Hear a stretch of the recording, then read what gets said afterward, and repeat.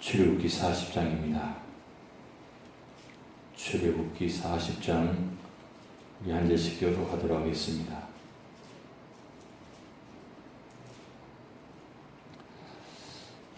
여호와께서 모세에게 말씀하여 이르시되 너는 첫째 달 초하루에 성막 곧 회막을 세우고 또 전구궤를 들여놓고 또 휘장으로 그 궤를 가리고 또 상을 들여놓고 그 위에 물품을 진설하고 등잔들을 들여놓아 불을 켜고 또 금향단을 전구궤 앞에 두고 성막문에 휘장을 달고 또 번제단을 회막의 성막문 앞에 놓고 또 물두멍을 회막과 제단 사이에 넣고 그 속에 물을 담고 또 뜰 주위에 포장을 치고 뜰 문에 휘장을 달고 또 관유를 가져다가 성막과 그 안에 있는 모든 것에 발라 그것과 그 모든 기구를 거룩하게 하라.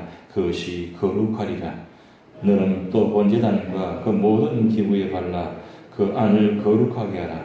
그 제단이 지극히 거룩하리라. 너는 또 물두멍과 그 받침에 발라 거룩하게 하고 너는 또 아론과 그 아들들을 회막문으로 데려다가 물로 씻기고 아론에게 거룩한 옷을 입히고 그에게 기름을 부어 거룩하게 하여 그가 내게 제사장의 직분을 행하게 하라. 너는 또 그 아들들을 데려다가 그들에게 겉옷을 입히고 그 아버지에게 기름을 부음같이 그들에게도 부어서 그들이 내게 제사장의 직분을 행하게 하라. 그들이 기름 부음 받았음을 전 대대로 영영이 제사장이 되리라 하시며 모세가 그같이 행하되 곧 여호와께서 자기에게 명령하신 대로 다 행하였더라. 둘째 해 첫째 달 곧 그 달 초하루에 성막을 세우니라. 모세가 성막을 세우되 그 받침들을 놓고 그 널판들을 세우고 그 띠를 띄우고 그 기둥들을 세우고 또 성막 위에 막을 펴고 그 위에 덮개를 덮으니 여호와께서 모세에게 명령하신 대로 되니라. 그는 또 전도판을 궤 속에 넣고 채를 궤에 꿰고 속죄소를 궤 위에 두고 또 그 궤를 성막에 들여놓고 가리개 휘장을 늘어뜨려 그 전구궤를 가리니 여호와께서 모세에게 명령하신 대로 되니라. 그는 또 회막 앞 곧 성막 북쪽으로 휘장 밖에 상을 놓고 또 여호와 앞 그 상 위에 떡을 진설하니 여호와께서 모세에게 명령하신 대로 되니라. 그는 또 회막 안 곧 성막 남쪽에 등잔대를 놓아 상과 마주하게 하고 또 여호와 앞에 등잔대에 불을 켜니 여호와께서 모세에게 명령하신 대로 되니라. 그가 또 금향단을 회막 앞 휘장 앞에 두고 그 위에 향기로운 향을 사르니 여호와께서 모세에게 명령하신 대로 되니라. 그는 또 성막문에 휘장을 달고 또 회막의 성막문 앞에 번제단을 두고 번제와 소제를 그 위에 드리니 여호와께서 모세에게 명령하신 대로 되니라. 그는 또 물두멍을 회막과 제단 사이에 두고 거기 씻을 물을 담으니라. 모세와 아론과 그 아들들이 거기서 수족을 씻되 그들이 회막에 들어갈 때와 제단에 가까이 갈 때에 씻었으니 여호와께서 모세에게 명령하신 대로 되니라. 그는 또 성막과 제단 주위들에 포장을 치고 뜰문에 휘장을 다니라. 모세가 이같이 역사를 마치니 구름이 회막에 덮이고 여호와의 영광이 성막에 충만하며 모세가 회막에 들어갈 수 없었으니 이는 구름이 회막 위에 덮이고 여호와의 영광이 성막에 충만함이었으며 구름이 성막 위에서 떠오를 때에는 이스라엘 자손이 그 모든 행진하는 길에 앞으로 나아갔고 구름이 떠오르지 않을 때에는 떠오른 날까지 나아가지 아니하였으며 낮에는 여호와의 구름이 성막 위에 있고 밤에는 불이 그 구름 가운데 있음을 이스라엘 온 족속이 그 모든 행진하는 길에서 그들의 눈으로 보았더라. 아멘. 예, 드디어 출애굽기 40장까지 왔습니다. 25장부터 40장까지 성막 설계도와 또 성막 짓는 것을 쭉 말씀을 참고했습니다. 오늘은 이 출애굽기 40장은 성막 봉헌식을 하는 날입니다. 성막 봉헌식을 정월 초하루, 그 첫째 달 초하루에 이 회막을 세웠다고 했습니다. 그러니까 이제 출애굽한 지 1년 된 그대 둘째 년 첫달, 첫날 시작되는 겁니다. 오늘 이런 말씀 자세히 보면 여호와께서 명령하신 대로 다 행하였더라. 이 단어가 7번이나 반복되어 나와 있습니다.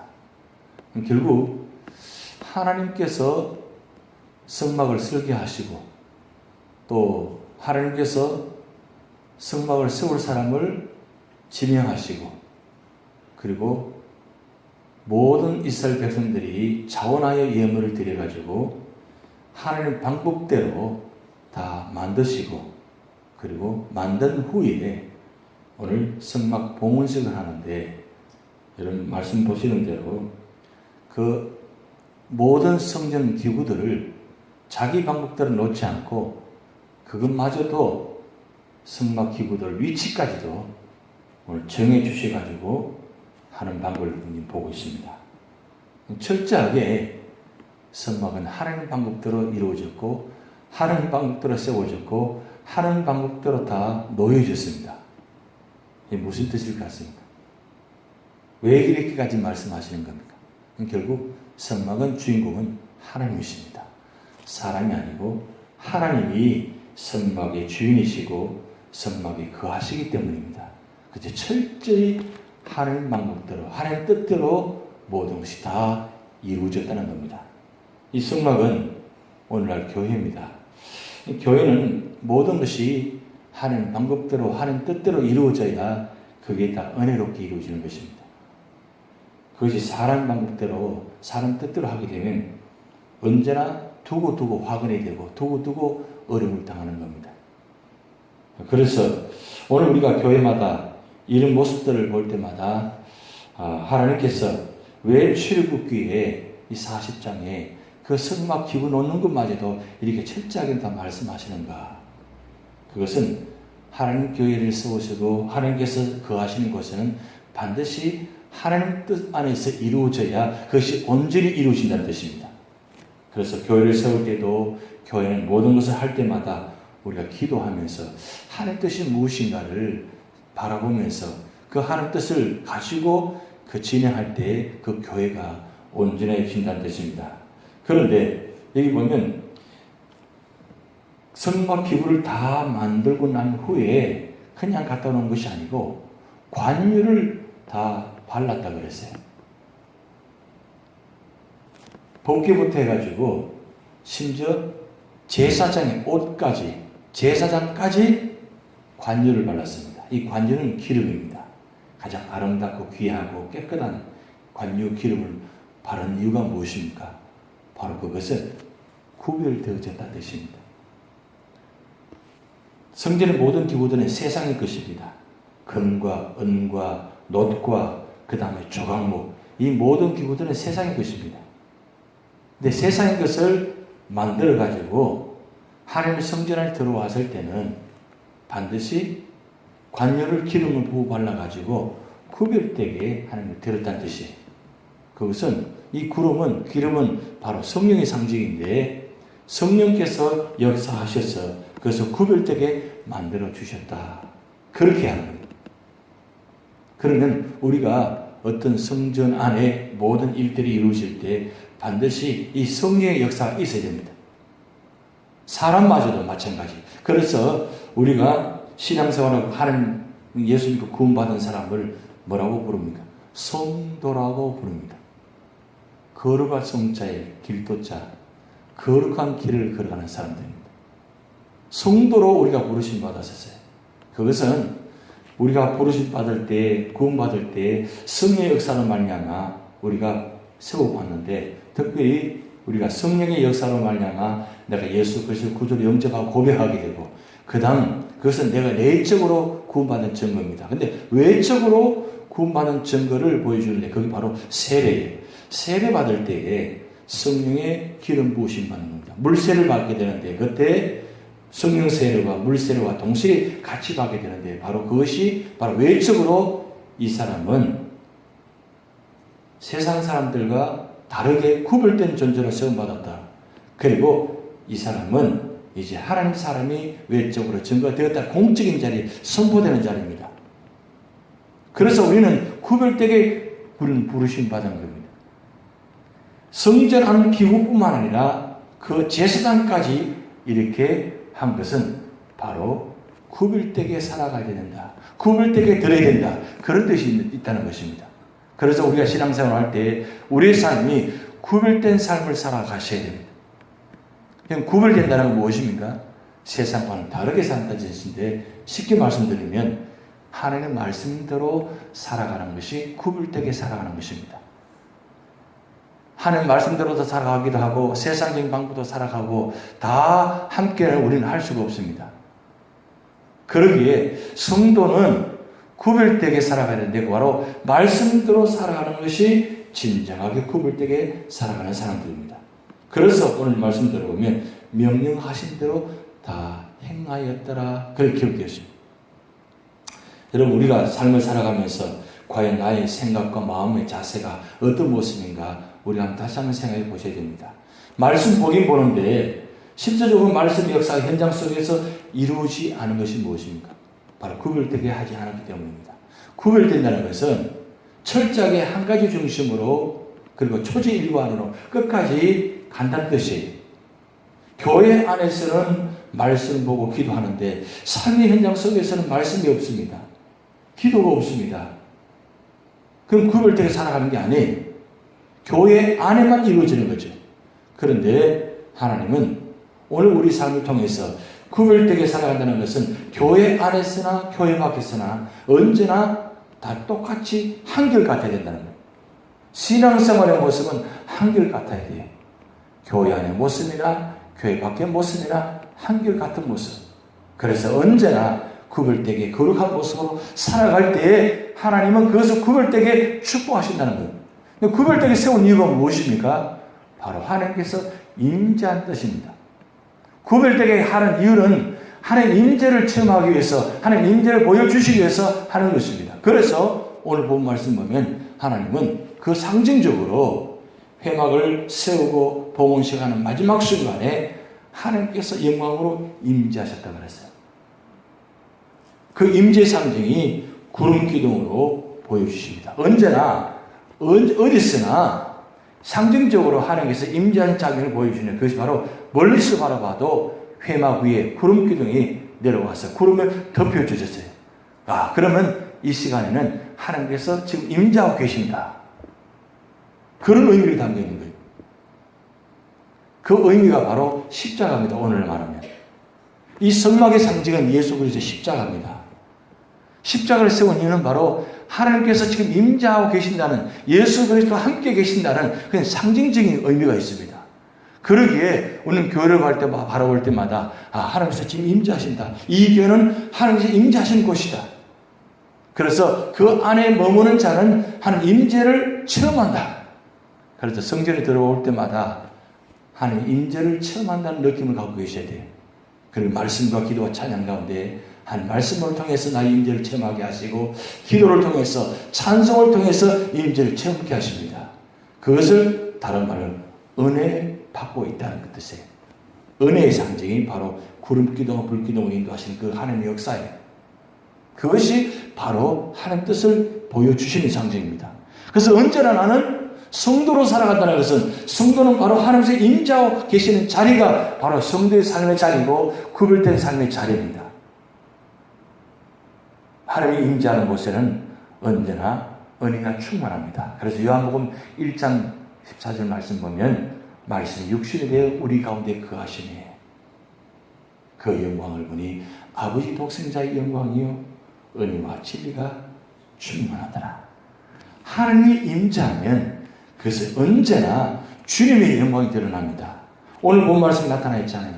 성막 회목을 다 짓고 난 뒤에 봉헌식 하고 마지막 순간에 하나님 임재의 영광을 상징을 보여주시고 계시잖아요. 그것이 바로 상징적인 의미를 갖고 계신다는 뜻이에요. 언제나 하나님 임재하는 곳에는 그 영광이 드러납니다. 보여주고 계십니다. 그 뜻을 나타나고 계십니다. 그러면 그 가운데 은혜와 진리가 충만한 역사가 나타납니다. 그런데 오늘 마지막 절 34절부터 38절까지 말씀 보면 이 구름이 떠오를 때는 움직이게 되고 구름이 내려올 때는 머물 때는 머물렀다고 그랬습니다. 철저하게 하나님 중심으로 광야를 출발하게 됩니다. 이제 이때부터 성막의 회막이 다 짓고 난 이후부터 이제는 본격적으로 이스라엘 백성들이 시내산을 출발하면서 광야를 시작하게 됩니다. 근데 시작하는 것도 철저하게 하나님 방법으로, 하나님 중심으로. 그 상징이 구름이 떠오르면, 진행하면 성막이 진행함으로 통해서 진행했고, 그 다음 구름이 머물면 성막도 머물게 되고 모든 이스라엘 백성들이 머물게 되었습니다. 철저히 하나님 중심으로 진행했다는 뜻입니다. 오늘 우리 삶이 과연 철저하게 하나님 말씀 중심으로 살아가느냐, 이게 중요합니다. 아브라함이 창세기 12장에 보면 하나님 부르심 받고 2절, 3절에 7가지 말씀을 받고 난 후에 4절 말씀 보면 아브라함이 말씀을 쫓아갔더라 그랬어요. 자기 방법으로 자기 뜻을 따라 간 것이 아니라 하나님 말씀을 가지고 하나님 말씀을 쫓아갔다 그랬어요. 결국은 우리 눈앞에 말씀을 쫓아가는 신앙이 될 때에 넘어지지 않습니다. 실패하지 않습니다. 그런데 세상의 지식을 가지고 경험을 가지고 내 방법대로 쫓아가면 반드시 실패하게 되겠습니다. 교회가 세워진 이유가 바로 그것입니다. 하나님께서 교회를 통해서 성도를 세운 이유가 바로 그것입니다. 세상에는 교회가, 성도가 바로 예수님의 임재의 상징입니다. 그래서 세상 사람들은 교회를 바라보고 있습니다. 세상 사람들은 성도들을 바라보고 있습니다. 교회가 어떻게 하나, 성도가 어떻게 살아가느냐 보고 있습니다. 그리고 그들은 이 교회를 바라보면서, 성도를 바라보면서 따라가려고 하고 있습니다. 그것이 오늘 우리 교회 세운 이유가 바로 그것입니다. 여러분을 세운 이유가 바로 그것이에요. 세상에 아무리 혼탁한다 할지라도, 아무리 캄캄하고 어둡다 할지라도 하나님께서 교회가 길이 되게 하시고 성도가 길이 되게 하셨어요. 뭘 보고? 하나님 임재를 보고 교회를 세우고 임재를 보고 성도를 세우신 거예요. 세상 사람들은 교회를 바라보면서 성도를 바라보면서 하나님 임재를 보기를 원합니다.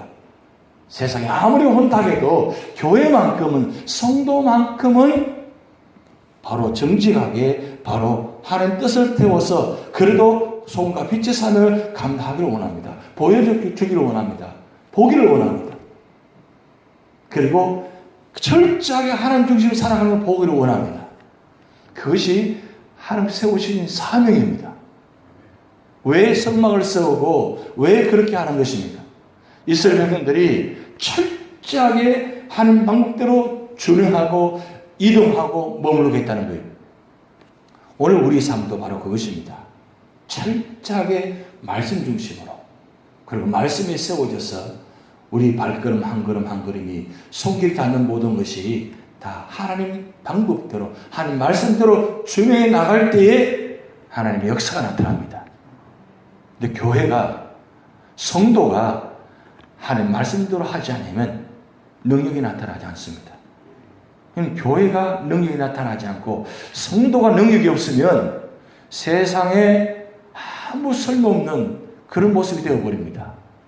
여러분, 소금이 만약에 맛을 내지 못한다면 버리지어 쓸모가 없고 발에 밟힐 뿐이라 그렇게 했어요.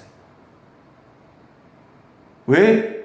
예수님께서 이 땅에 오셔서 팔복의 말씀하신 후에 제일 먼저 소금, 빛을 이야기하신 겁니다. 바로 성도의 사명이 바로 삶의 현장 속에 있다는 거예요. 성도는 언제 진정화가 나타나느냐? 성도는 언제 진정한 모습이 나타나느냐? 삶의 현장 속에 나타나는 겁니다. 교회 안에서는 진정한 모습이 아니에요. 어떻게 보면 가면일 수 있습니다. 그게 전부가 아니에요. 근데 진짜 모습은 언제 나타나느냐? 삶의 현장 속에 나타나는 것이 진짜 삶의 모습이에요. 언제 은혜 받았냐, 능력 받았느냐, 그래서 언제 모습이 나타나느냐? 삶의 현장 속에서 보면 알아요. 그분이 은혜 받았는지, 아니면 능력 받았는지, 진짜 믿음의 성도인지, 진짜 믿음의 길을 가는지, 언제 모습이 나타나느냐? 삶의 현장 속에 나타나는 거예요. 그럴 때 세상 사람들은 아, 성도구나, 믿음의 사람이구나 하는 걸 보는 거예요. 아, 저분은 달라. 뭐가 다르냐? 삶 모습이 달라. 말하는 것이 달라. 왜요? 철저하게 하나님 중심으로 살아가거든요. 그것을 오늘 출애굽기 40장 마지막 절에 우리 주신 중요한 교훈입니다. 성막이 세워지고 성막 기구들을 기름 바르고 아름답게 세우는 거 중요합니다. 그리고 그것을 앞서가는 것도 중요합니다. 근데 그보다 더 중요한 건 철저하게 아무리 성소를 기름 부음 받고 직분을 받고 세움 받았다 할지라도 하나님 말씀대로 하지 않으면 아무것도 아니라는 거예요. 하나님 말씀대로 준행하지 않으면 그건 아무것도 아니라는 거예요. 그래서 오늘 주신 바로 교훈이 바로 그것입니다. 철저하게 말씀 중심으로 살아갈 때 진정한 하나님의 구원의 길이 앞에 열어진다는 겁니다. 우리 앞에 놓여진 것은 캄캄합니다. 어떻게 갈지 아무도 모릅니다. 그러나 하나님 말씀이 내 발의 등이요 불이요 길이라고, 그래서 따라가면 나는 보이지 않지만 하나님께서 빛을 비추어 주셔가지고 걸어가면 거기에 캄캄한 길을 할지라도 밝은 길이 되어서 승리하는 그런 역사가 나타날 줄 믿습니다. 다 같이 기도를 하시겠습니다.